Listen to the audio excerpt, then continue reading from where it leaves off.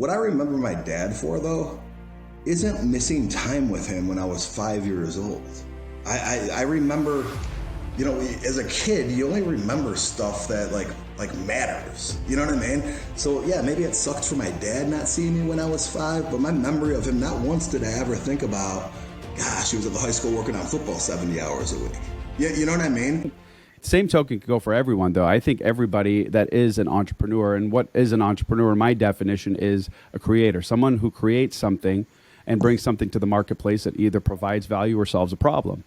And a lot of times people don't realize that being an entrepreneur, much like getting a medical degree to become a physician or a surgeon or a dentist or orthodontist or an attorney, there's a lot of ups and downs, and it's a lot of hard work. The only difference is that you don't have this game plan. Like, you don't have a 4-year education and then another 4-year education and then another 2 years or whatever, where everything is laid out for you and all you have to do is just put in the work, study hard, and maybe make some connections along the way, have the financial backing or get loans or whatever. But for the most part, like, it's pretty mapped out. Like, if you want to become an MD, you want to be just a general physician, like, here's what you have to do. It's been written. But an entrepreneur who wants to either solve a problem, bring value, or build something, there is no like real game plan. Like, the only thing that you can learn are from people that have done it before, and you can beg, borrow, and steal to be able to learn from them, whether it be directly, whether it be through their books, through their courses, through mentorship programs, whatever. It's not easy. And so my question to you is, like, how did you, becoming as successful as you are, how were you able to mitigate like the highs and the lows and the pitfalls and the failure and the, I'm sure you've had some people along the way like, dude, like, what are you doing? How are you, don't you want to go figure something else out? Like, you just, it's not working for you. Like, how were you able to repel all of the negative talk, and how are you able to keep going in pursuit of, finding this success no matter what? You were just persevering, and you just knew in the back of your mind that you wanted to do it. What was your mindset throughout the whole thing? I know that's a loaded question. It's a big question. but I think it's really important, and it's a great way to start off this conversation. Sure. Yeah, I think, there's different levels of risk an entrepreneur takes, okay? If you're bringing something new to the market that's not currently there, and you not only came up with this idea or you invented this product or whatever, and it's just brand new, you got to go find that audience, and you got to really create that audience and educate the consumer on why it makes sense for them. And that's a little different, business to business or business to direct to consumer. Then there's another kind of entrepreneur where they're working in corporate America and they're doing a job, like, say, they're a mechanical engineer, or they work for an architectural firm, and they feel like, gosh, I could go do this myself. I could start my own firm doing this and offering these services, because this service is something that really they're just buying from me. I'm doing it as a representative of this company I work for, but gosh, it's really just me. Well, for them, they know that audience is there, but their risk then is leaving their job in corporate America. And if they're good at what they do, let's say that's well into the 6 figures, that job, relatively to whatever kind of occupation we're talking about, plug in whatever number makes sense. For me, to answer your question, it was me working for an insurance giant, okay? And I was making very good income. And my risk was walking away from that job and going to a $0 paycheck to saying, hey, I could do this on my own. And I could get these same types of clients doing the exact same thing. But my upside's substantial. My downside is pretty clear. I'm walking away from a great job. I got an area vice president title, and shoot, I'm only 27 years old. Look at me, wow, my parents are happy. Look at this, I got a 401k, I'm doing all this. Are you crazy, John? You're an up-and-comer. You're a superstar over there. Why would you leave that job and that career path to go do your own thing? And then you got that feeling. And then you also got everybody around you that's been brainwashed. All of your colleagues there are buying in. They're drinking that same Kool-Aid that you've been drinking, that you're trying not to drink because you have this idea. you'll never be able to get those same kinds of clients. You're never going to get that large or middle market account to come work with you. They're going to see all these resources. They're going to want to see that you've been in business for 100 years. They're going to want to see that you're publicly, that you work, that your company's publicly traded. I said, well, why though? Why does it matter? When I'm the one doing the consulting, I'm the one developing these products, and I'm the one bringing them these services. So for me, it was really a calculated risk, Mo. It was saying, gosh, I don't need to have 1,000 clients to make 200 grand personally one day when my company is making tens of millions. I only need a small chunk to replace that 200 grand. Okay, I need that small chunk to replace that money. And by the way, I don't even know why I said 200 grand. I was making like 140 at the time. To replace that, I only need 4 good accounts. That's all I need. All right? Now, one day, maybe when I'm 50, if I stay there, I'm going to be making 300, 400 grand. Because I'll get those little raises and I'll, start writing stuff and my commissions will go up. But I can make that really quickly just with 10 or 12 accounts right now on my own. Don't worry. Those 10 or 12 accounts aren't ever going to go to you. Well, what I found was that they did go to me. I took that risk. I dove into it, got those accounts, relatively quickly replaced that, and then an amazing thing happened. Year 4, well, sometime between year 3 and year 5. You're chugging away. So if this was my salary back then, I left, goes to 0, chugging away, somewhere around year 1.5, I'm about the same. And then right around that year 3, 4, 5, we start going like this. And not only did that keep going like that, substantially at a very similar, I guess you would call it slope. I've never really characterized it like that before. Not only that, I'm also building wealth. So not only are my paychecks higher, I'm also building wealth because I've built equity in something that I own 100% of that I could sell one day on top of it. So, when I say I have did a calculated risk, all right, look at what that upside is, okay? And for me, my safety net was being like, hey man, if you can't do this, go back to corporate America. Hey, you tried. I had that safety net. I knew those jobs would still be there. So you probably got a lot of entrepreneurs, Mo, that are listening to your show right now that are taking a very different kind of risk. But you also probably got some people that have some kind of glorified side hustle over here that's in something totally different than what their real career path is. Those people in that career path, I think, really could learn a lot from me on the model for success. I love that, and it's such a direct approach, right? Like, Yep. we all have this idea, we romanticize about, I can create anything, and the romanticism comes from like, the thing that we could eventually achieve, and yet we don't focus on like what are the things that we're doing daily that are consistent, repetitive, not glamorous. It's not romantic. It's nothing that is really something that you would create a movie around, right? It's like, dude, you have to put in the work, and you just got to keep going, and you got to pivot when things don't work, and make those distinctions and be able to make those adjustments on the fly. So I appreciate that about you. I think that what's also interesting, man, is you have this like no bullshit like aura about you, which I vibe with very, very much. I can't tell you how many times I've spoken to people that have found tremendous success in their life, but it's like people don't want to hear like the beauty that you have achieved now at the tail end of things, and how your life is beautiful. Like, people want to see and hear the struggle. I think that's where people are really yearning for, because they want to know what it's like, and they want to know that what they're going through right now. Like I just had this guy sent me a message, I don't know, last podcast, so 2 weeks ago, not last podcast, about 3, 4 podcasts ago. And he asked me a question and he's like, I'm struggling with keeping my head above water, working contract jobs, doing anything I possibly can to make sure that the bills are paid and that we've got food on the table.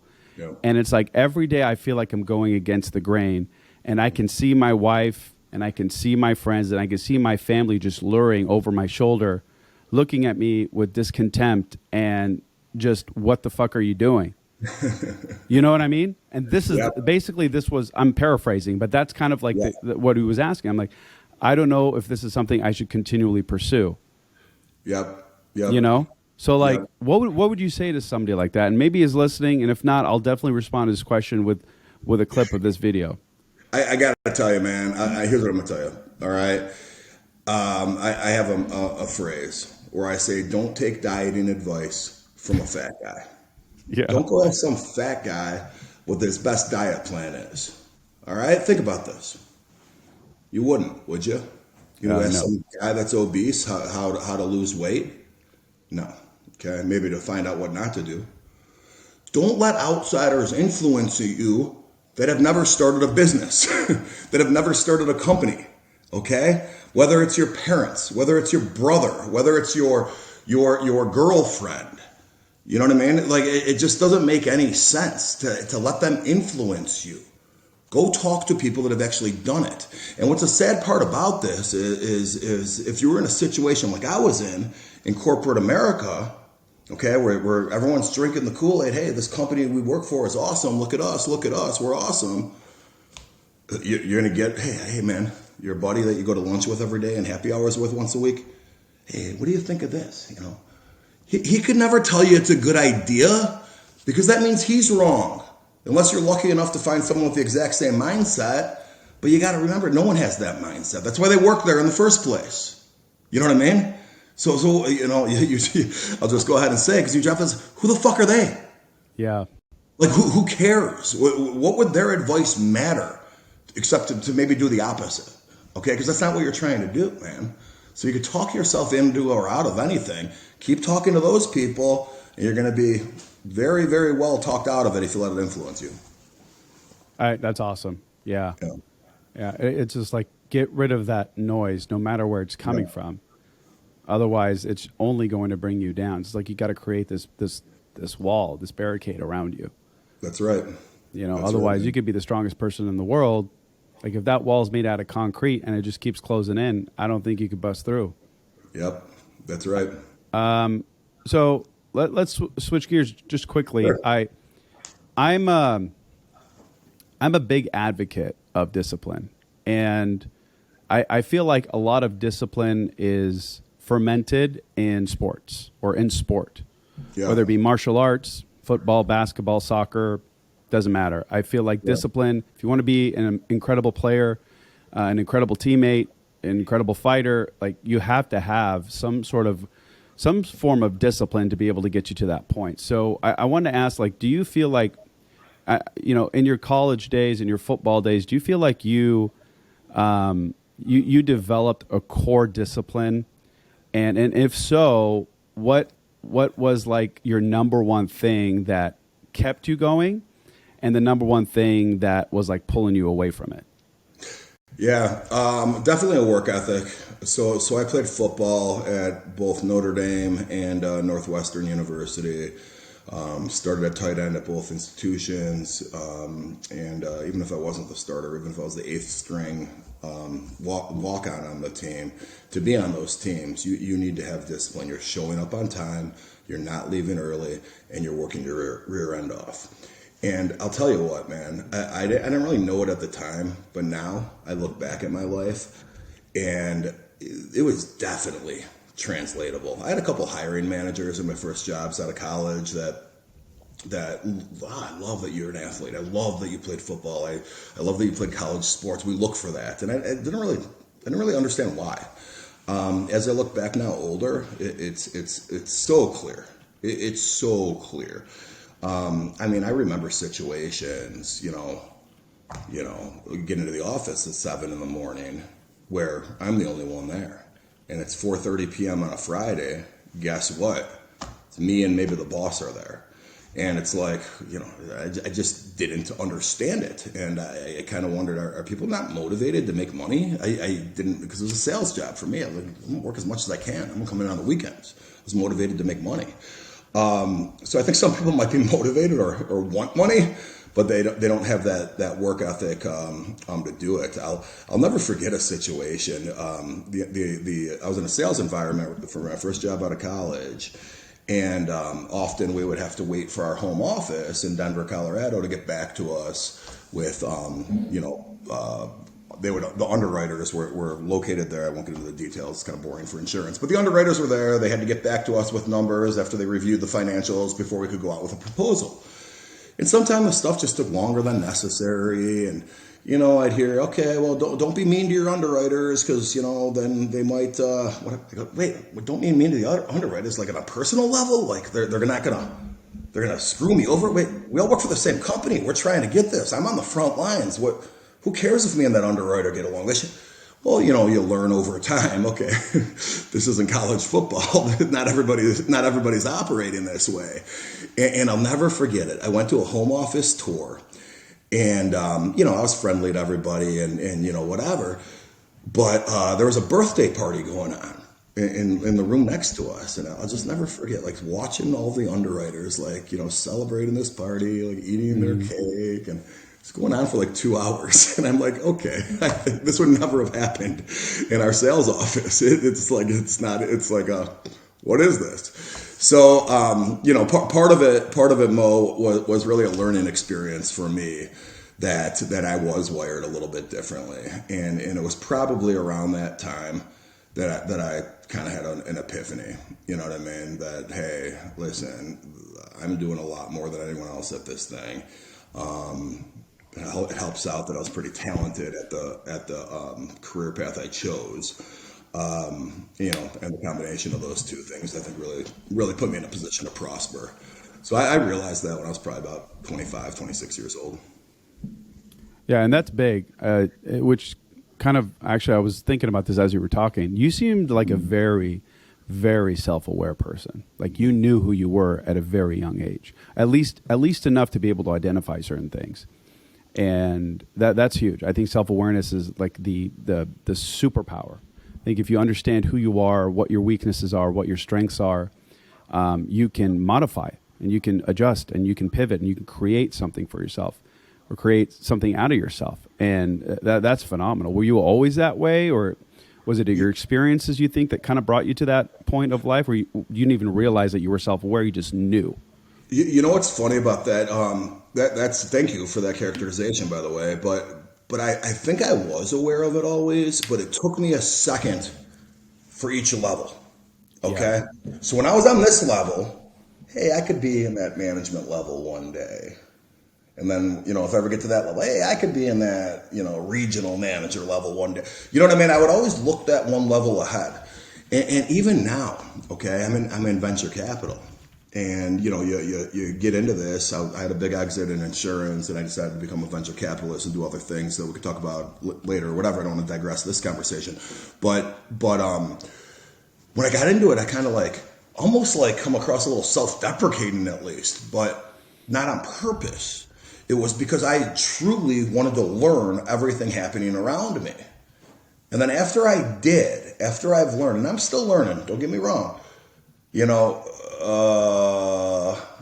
a minute, this guy that I'm learning from, I could do this better than him. And I have more resources to do what he's doing better on top of it. And it turns out I'm pretty good at this too.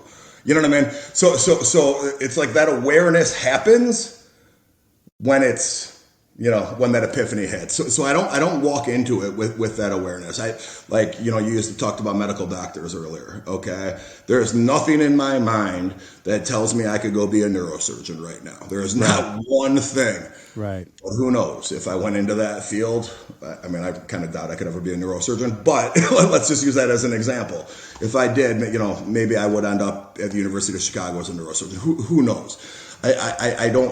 I need something to happen in those experiences to get me there. But once it clicks, man, it clicks for me.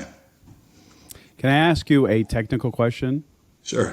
So the average audience, I would say, is between 24 and 34.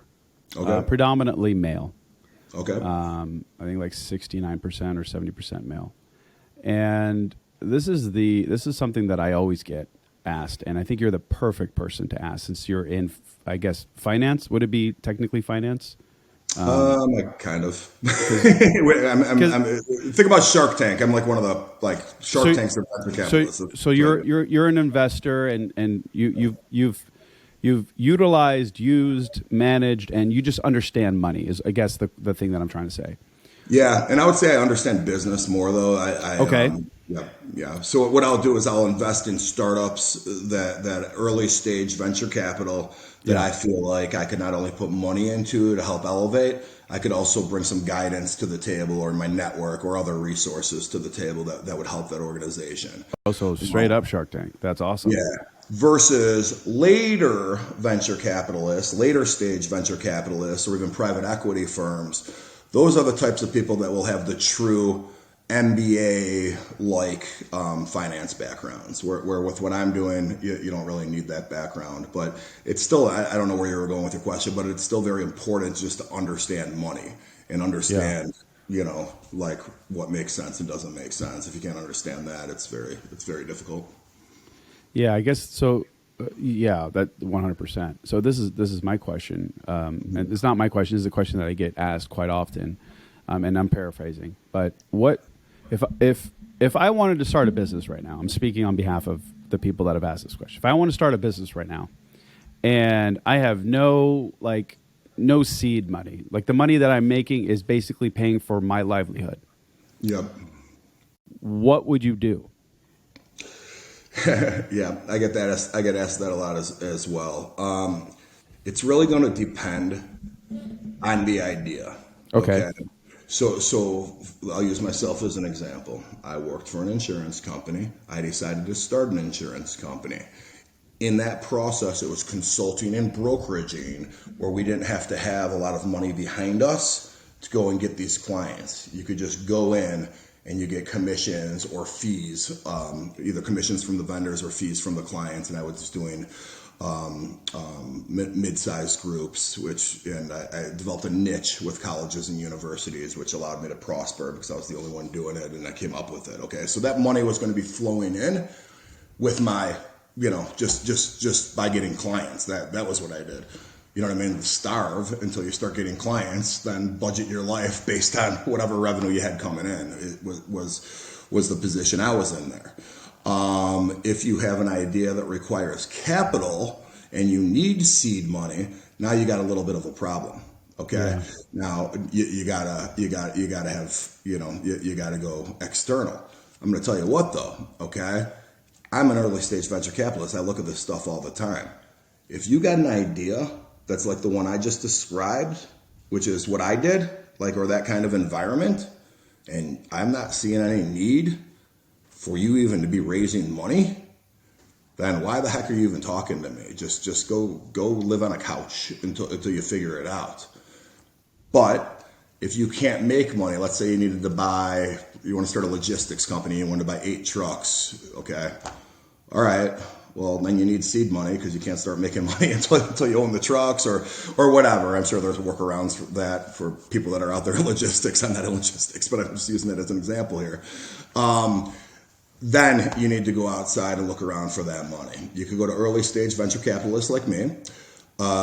People like us, though, in that environment are looking for some kind of, it's such an overused word and I hate it, but looking for a unicorn, okay? We're looking for some kind of play where if I give you $300,000 right now for 10% of your company or whatever, guess what? I want that $300,000 to be worth at least 10 times that in 5 years, okay? And it better be a big idea. It better be a big idea. It better be some kind of technology or something that Amazon or Facebook or Motorola or someone like that's going to buy from us one day. Okay. Got it. If it's more like a logistics company where you just need capital to buy those trucks, and you're pretty certain because you have connections and a network and you know the industry because you've studied it or you've worked in it, where you just need, say, 80 grand to get down payments on the trucks that you own, and then you'll get clients and be able to operate. You don't want to be giving up equity in your company if you're in that environment. You don't want to be, okay? Because what you want to do is get some type of bridge loan, all right? Go to like family and friends even, and I know that's easier said than done. Trust me, I never had to do it, but I have family and friends that'll come to me, and it's like the last thing I want to do, especially when it's like very close or even peripheral. And actually, I take that back. No one in my family's ever asked me for anything like that, but friends for sure have. You're just not in a you got to offer something to those people that makes sense for all parties. Okay. And for you, if you're going to plan on making $500,000 a year on this company, all right, and there's not going to be a big exit one day where you sell it to someone, it's really just to get there. And you can't get off the ground without this $80,000 to buy these trucks. All right, do you want to give up half of your company? Hey, you give me 80 grand, we'll be 50-50 partners, I'll operate it, you be the money man. That's great on paper, but what's going to happen is 3 or 4 years from now, you're making $500,000, or the EBITDA of the company is $500,000. You're giving 250 to this guy over here that gave you 80 grand 4 years prior. Yeah, it's a good deal for him, man, but you're going to get kind of pissed off because you're 28 years old and plan on doing this the next 20 years. And, how long is this going to go?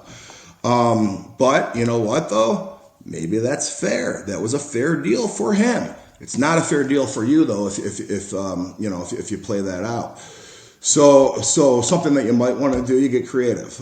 Hey, I need 80 grand. Let me find 4 friends that'll give me 20 grand. And here's what I'm doing with the money. In 2 years, I'm going to give each of you guys back 30 grand.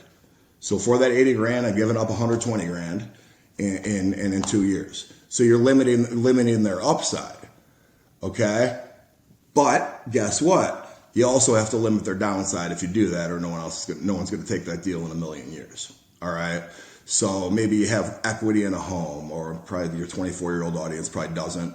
Or maybe you have 401k money sitting there. But a situation like that, and this is just me talking, man, I got to tell you, you got to put some kind of personal guarantee on this thing where you're going to owe them at least that principal back. So, hey, you could gain 50% in 2 years. Worst case scenario, I'll cap you where you only lose 10% if I go to zero, and I'll put a personal guarantee on this, and you'll be getting it from me over the years. For that kind of situation. The other situations that have that huge upside to sell to Amazon one day, in that situation, you're dealing with investors like me, where we understand we might lose all of that money. Okay. Yeah, I think that's incredibly valuable. I always tend to say, like, especially for like the 30-year-olds, the 40-year-olds, especially if they've been in like a specific industry career, Yeah. right? Like I always say, like, why don't you build a business around something that you have knowledge around? Right. And like you could literally do that for almost nothing. Like, what does it take to register an LLC in your state? $100, $200? Exactly. I don't even know, but computer, internet, like start fucking making calls. Boom. If you know how to help people, if you know how to, I don't know, like if you are a writer and you can write beautifully, and especially maybe you could write to sell stuff, like, hey, go be a ghostwriter. Go start reaching out to people like you. Like, hey, you probably have an immense knowledge, which, this is teetering towards your book. But, I think that that's just something that is incredibly valuable. Where do people, like, what inspired you, I guess, first of all, to write everything down in the first place? Secondly, it seems like a very practical how-to book. Yeah. Whereas a lot of that stuff is full of just fluff and nonsense. Right. You know? So my book here, paid training, I wrote it actually in 2011. Okay? Wow. Yeah, and what's interesting about this book is I was still working, growing my insurance business. I didn't sell my company till 2015, all right? Wow. I quit my job, started my own company in '05. I wrote this in 2011. I ended up selling my company in 2015, but part of that deal was that I had to work at that company I sold it to for the next 5 years. Oh shit. So, anyone that's ever written a book or knows someone that wrote a book, no one's getting rich off selling books unless you're like, writing Harry Potter or something. You know what I mean? It's just not, Yeah. you're not getting rich off selling books. I'm not even promoting that. I mean, go buy it if you want, or just actually DM me on my Instagram. I'll send them to you for free. I'd rather do that than, the 75 cents I get when you buy one. But Beautiful. yeah, seriously, do it. DM on my Instagram. So what's interesting though is that I was so laser focused on growing my insurance company. It was called Northwest Comprehensive. And as a hobby on the side, I started putting my thoughts out on this. And I'm like, you know what? There's people way farther along in their careers than I am to write a biography or a memoir type of thing. It just didn't make any sense, and that's not what I wanted to do. But could I use my own personal experiences as a guide for others? Okay, that really for those people working in corporate America that are scared or don't know how to evaluate whether or not they should quit that job and go on their own. And you know what, Mo? I got to tell you, man, at the time, it probably didn't feel this way, okay? Or maybe it felt this way at a subconscious level. But looking back now, I was motivated because I wasn't getting the respect in my industry from my industry colleagues and peers that worked at much larger organizations. But I was making literally 10, 20 times as much money as them, doing the exact same job. Okay? It was this brainwashing of corporate America. All right? I remember going to like industry events. Okay, so like one of the big players in the industry I was in is called Aon. If you ever heard of Aon Insurance, and I don't know, you'd have to kind of be in the industry to know. But they're a big, multi-billion-dollar company. Okay? I remember going to like a Bulls game in a skybox that one of our mutual vendors was hosting and bringing all of us kinds of guys there. And like somebody with like an account manager title, like thought she was above me because I worked for Little Northwest Comprehensive. It didn't matter that I was the CEO and it was my company. It was just like, yeah, okay, little guy. Or the people that I worked with at my other company, the Aon I never worked at, but a company similar to that I did. I'm not going to say their name. But I'd see my peers there, and it's kind of like this country club environment. Like I'm not in the clique because I don't work at these places. That's I'm the ridiculous, one dude. retiring when I'm 43. You know what I mean? Like this is how it unfolded. So I think that was part of my motivation. I do want to help people. I really do. And especially now I want to help people. Right now I got the time to do it. I'm not laser focused on growing anymore. At that time in 2011, I definitely was. To the extent that I didn't even promote the damn book. You know, I didn't promote the damn book because I didn't want my clients that I'm making 80 grand a year off of to like think that I had any other focus than the book. You know what I mean? You know how many books I would have to sell to replace five $80,000 a year clients if 5 of them left me over it out of all the ones I had? You know what I mean? So, I think that I don't know if I get a little. I don't know if that digressed too much in answering your question. But it's I'm glad I did it, man. I'm glad I did it because I tell you what, I read it now every once. I didn't really pick it up for years. I read it now every once in a while, and the energy that I have in that book for those particulars, I don't really have anymore. I have it, but I see the world differently because I've kind of like got to the what I saw back then as the promised land. Yeah. You know what I mean? So I'm not like that passion. If I wrote it today, the tone would be so much different and it probably wouldn't be as good, quite honestly.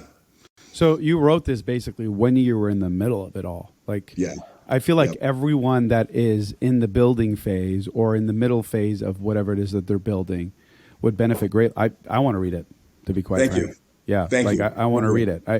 I love that building phase. I want to see like how you were thinking. what Yeah. made you decide this versus that, and how did you shift from this perspective to this perspective, and why did you do that? Like, that's the shit that I love. That's why I do these interviews, because it's so profound to hear from people that have risen from whatever circumstance they were in, and not only become successful financially, but like you yourself.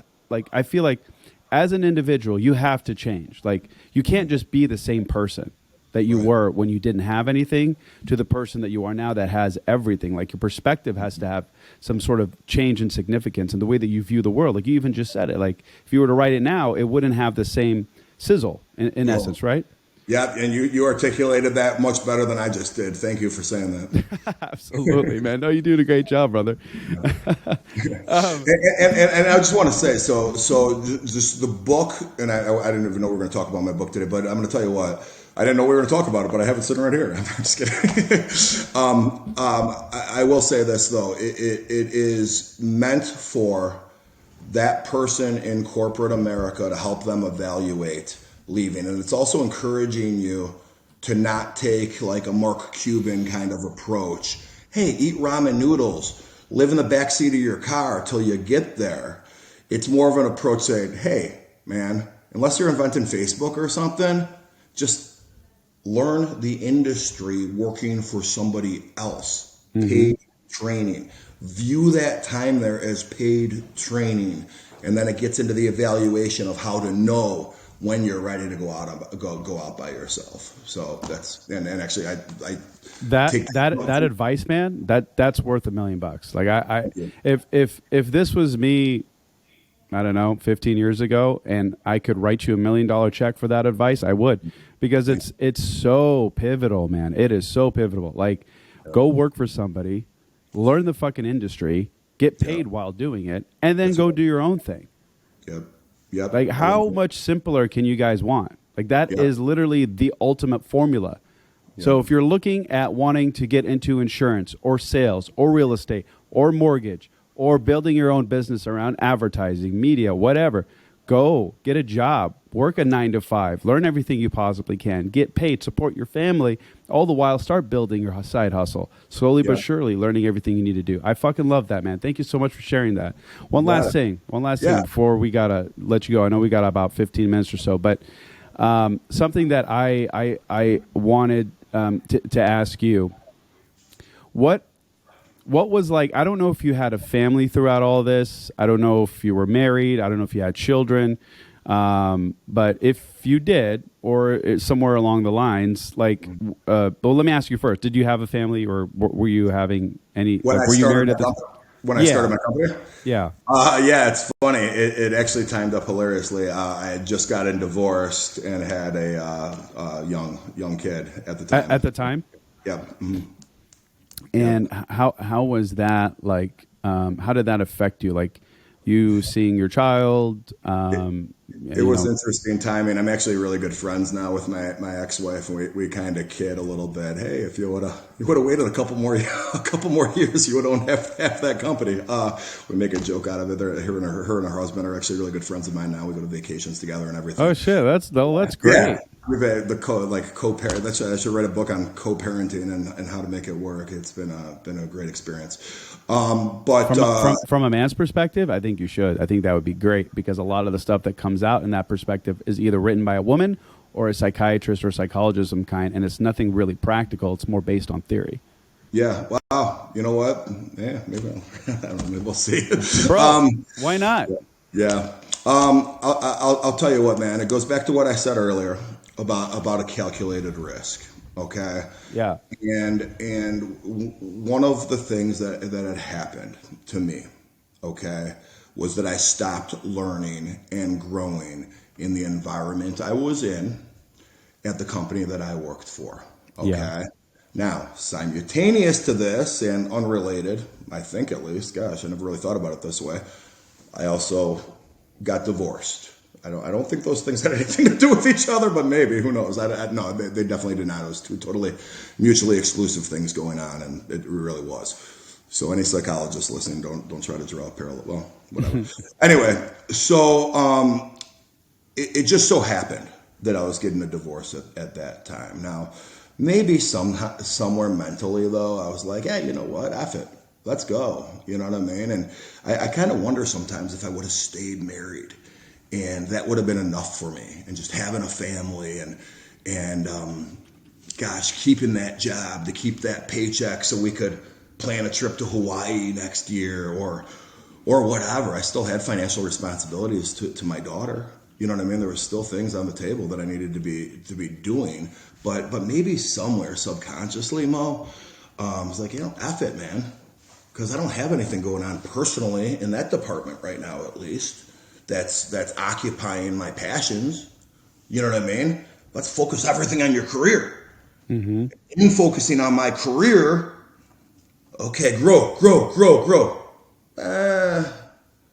These guys that are 40 and 50, I'm better at this job than they are. They've only worked here 30 years. I worked here 2, and they're making 30 grand more than me. What am I doing?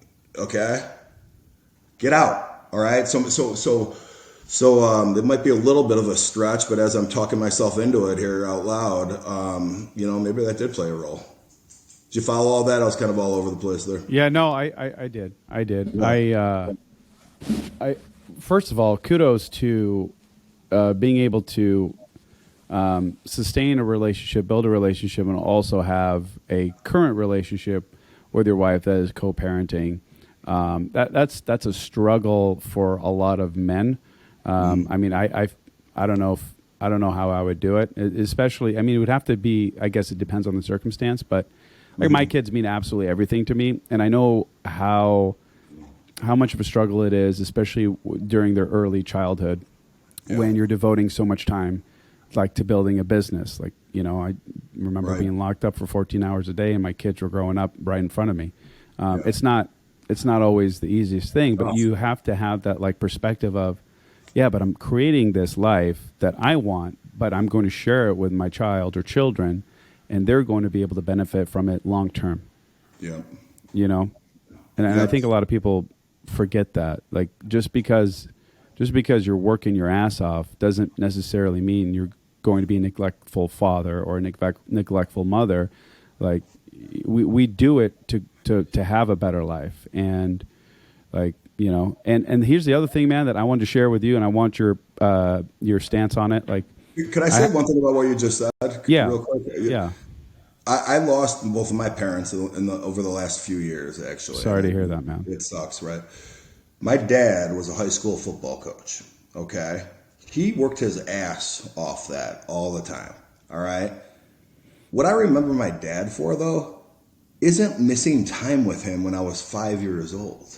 I remember, as a kid, you only remember stuff that like matters. You know what I mean? So yeah, maybe it sucked for my dad not seeing me when I was 5, but my memory of him, not once did I ever think about, gosh, he was at the high school working on football 70 hours a week. Yeah, you know what I mean? And it's just kind of funny. It's as I'm older, I wasn't looking at it that way with my daughter in 2005, but now I look back and I see how I feel about my parents that are gone, and any guilt that I would have ever had about time I did or didn't spend with my kids. At the end of the day, do you know you were a good dad? Do you know you were a good parent? Do your kids know you love them and are operating in their best interest? I think really that's what's going to matter at the end. I couldn't have said it better myself. I was just leading into saying, which is exactly what you described, which was being around your children and then being present are two very different things. Like you said to yourself, you don't remember all the times that he wasn't there. You remember the times that he was there because they made an impact. That's because your dad was present. And you being present in your children's lives, that could be 5 minutes. Like, think about it for a second. Like, I've seen parents, when I take my kids to the park, on their fucking phones while their kids are playing. Yeah. I'm like, where are you at right now? Like, this is 15 minutes of your day. You can't just connect with your children.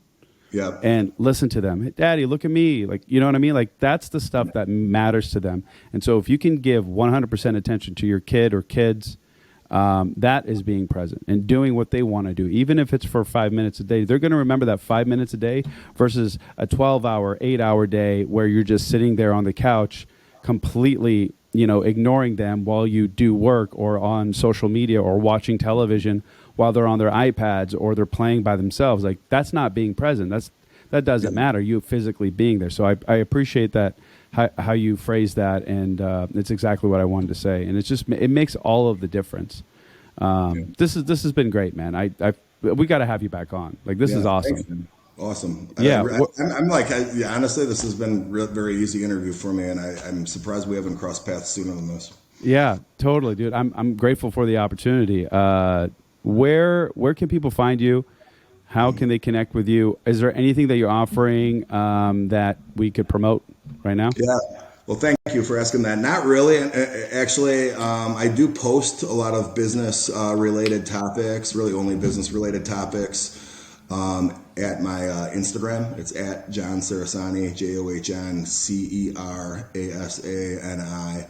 A lot of just practical advice, as well as things that are happening with startup companies and people that are involved in them that I encounter. And there's usually some kind of lesson at the end of each of my posts. But I think what's different about my Instagram and a lot of people that you might see on podcasts like this in general, I'm not doing business coaching. I'm not doing really motivational speaking or anything. I do have a book, but I don't really care if you buy it or not. I care for your behalf if you buy it, but but I'm not. That's not what I'm about. I'm at this phase in my life where I have the time to put out some content that I think matters. So that's what's going on. I appreciate that. I gotta say, John, that's exactly why you need to be producing content, because you are not a motivational coach. You're a straight talker, and you're giving actual, actionable, tangible information that I can take with me today and I can go apply it immediately. That doesn't exist. Most of the stuff that we talk about, even the stuff that I talk about, it's philosophical. Like, we're just pontificating. We're not actually, it's not anything that is like, here, do this and then this will happen. If you were to, okay, everybody listening, I want John to get on TikTok. I really do. Dude, if you were just hear me out.